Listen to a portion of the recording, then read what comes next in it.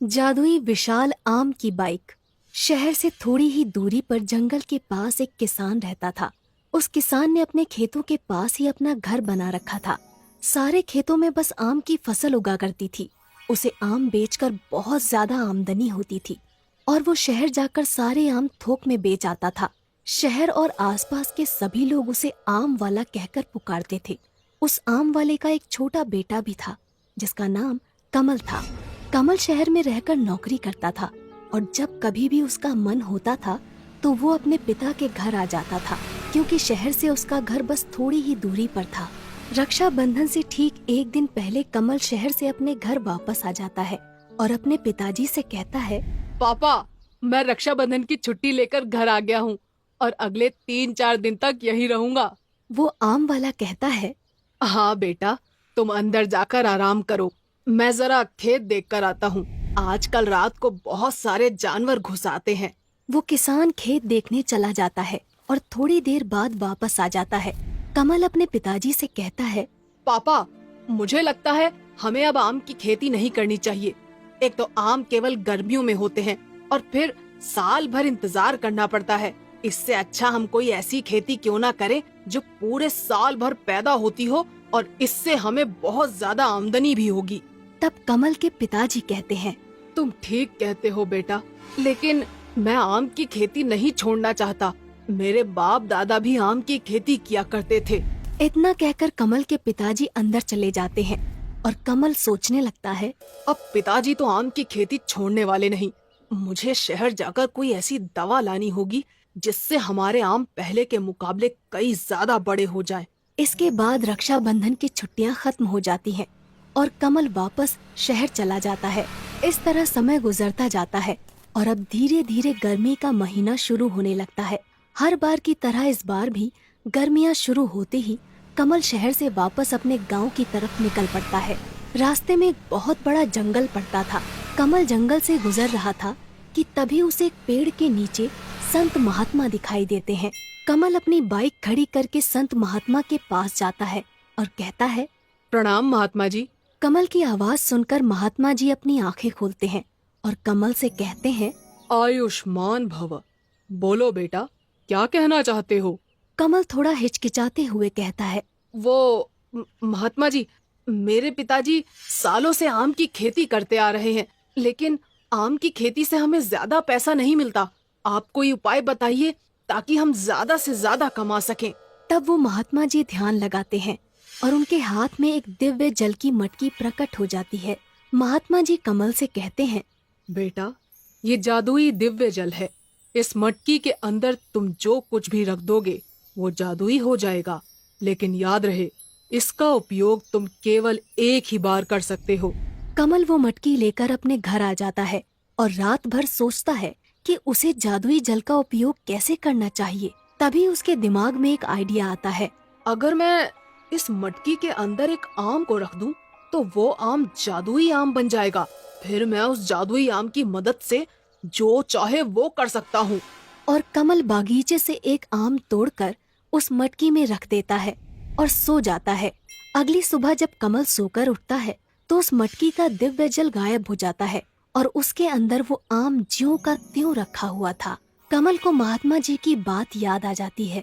इस जादुई दिव्य जल का उपयोग तुम केवल एक ही बार कर सकते हो।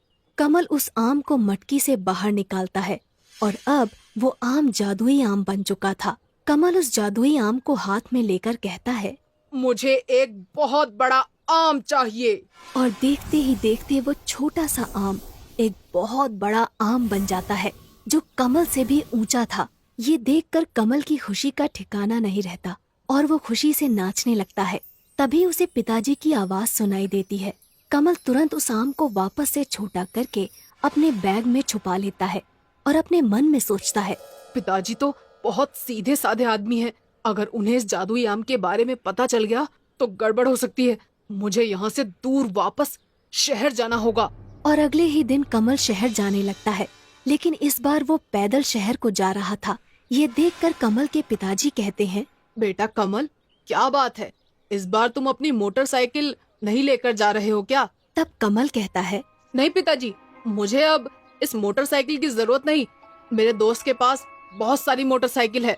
इतना कहकर कमल शहर की तरफ निकल पड़ता है। जंगल में पहुंचते ही कमल अपने बैग से वो जादुई आम बाहर निकालता है और उससे कहता है, मुझे एक जादुई विशाल आम की बाइक चाहिए। और देखते ही देखते वो आम एक बहुत बड़ी आम की बाइक बन जाता है। कमल उस जादुई आम की बाइक पर बैठकर पूरे जंगल का चक्कर लगाता है और आज उसे बहुत मजा आ रहा था। तभी अचानक जंगल में हाथी आ जाते हैं और कमल के पीछे पड़ जाते हैं।